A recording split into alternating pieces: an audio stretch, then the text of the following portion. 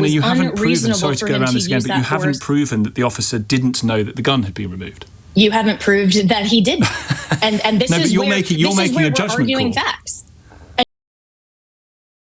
In this video, we are witnessing a terrifying look into the authoritarian playbook. We're going to watch LBC's Tom Swarbrick face off against MAGA sycophant Jenna Ellis. She's pretty much arguing here that Pretti deserved to be shot. Let's watch the full exchange and I'll give my 2 cents at the end. Jenna Ellis is a constitutional attorney, national radio host and member of Trump's 2020 advisory board. Thank you very much indeed for coming on the programme, Jenna. Improvements do need to be made, don't they? I mean, that is an understatement. Well, I think there's always room for improvement, but what this video clearly shows is that people rush to judgment for political preference, one side or the other, and you have to look at the entire context, not just some videos, or even as one of the Democrat senators on the Senate floor either yesterday or today was putting up this AI-generated photo of the altercation and the confrontation between Pretti and ICE. So we need to look at the facts. I think that Tom Homan, who's very experienced, even won an award under President Barack Obama, who is a Democrat, I think he needs to come in and enforce the border, but ensure that they're doing this in a way that minimizes these agitators' confrontations as swiftly as possible. Minimizing the agitators' confrontation might involve not shooting them dead. It depends on the context. I mean, if you're up in law enforcement's face and you are shouting obscenities like this and you have a loaded gun with you, then, well, that is police force, and what constitutes appropriate response is dependent on the circumstances. Some of these shootings absolutely are justified. And so what's the argument to say that he whether he deserves it or not is a moral question? Do you think Mr. Pretti's shooting is justified?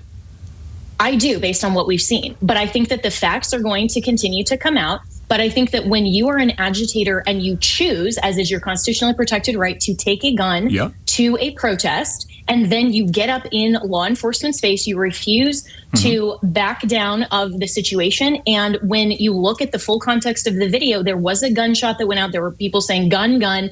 This is not something where they can go back and review the footage. And it was removed from him by ICE officials. It was taken away from him.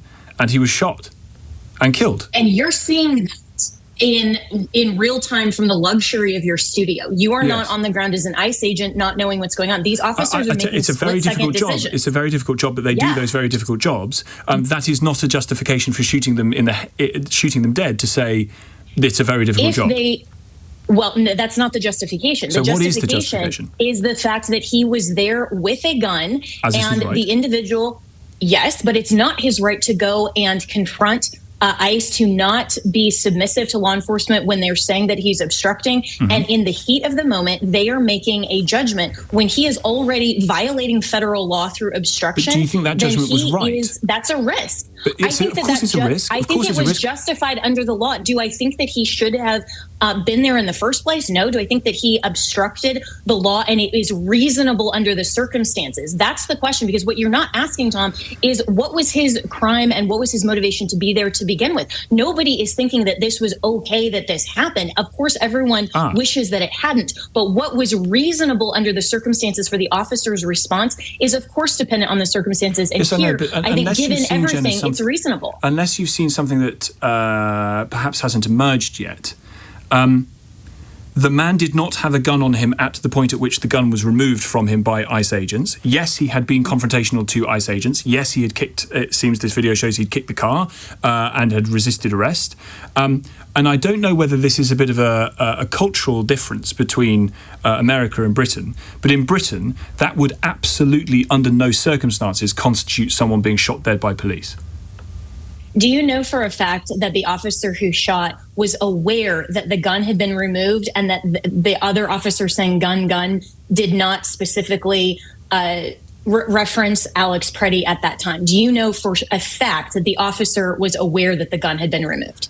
No, I don't know for a fact that the officer was aware that the gun had been removed. That's the question. But that's the question. But Jenna, it's your job as someone who thinks this is justified to explain that the officer didn't know that the gun had been removed.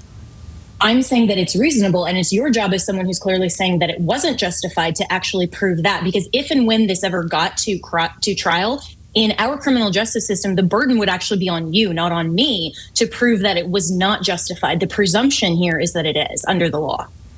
Well, again, I think that is an extraordinary cultural and legal difference, that the police officers or the ICE agents who shot him would be considered would be having to argue that they did it legitimately, and it'd be my job to show that it was illegitimate by creating a fact that doesn't exist yet. Well, it's not that the fact doesn't exist yet. It's that the facts haven't come out if and when this officer was ever charged with violating the law. And so under the U.S. Constitution, the burden is always on the plaintiff or the prosecutor or the person bringing charges alleging that this was unjustified to actually prove that, not the other person. Even if you and I got into a confrontation, right, and you were charged under American law, the burden would be on the prosecution, on the state, to show that you violated the law before your liberties would ever be infringed upon. And so that is a protection that absolutely applies to police officers as well and law enforcement. So when Tom Homan says that improvements need to be made, what improvements would you insist upon?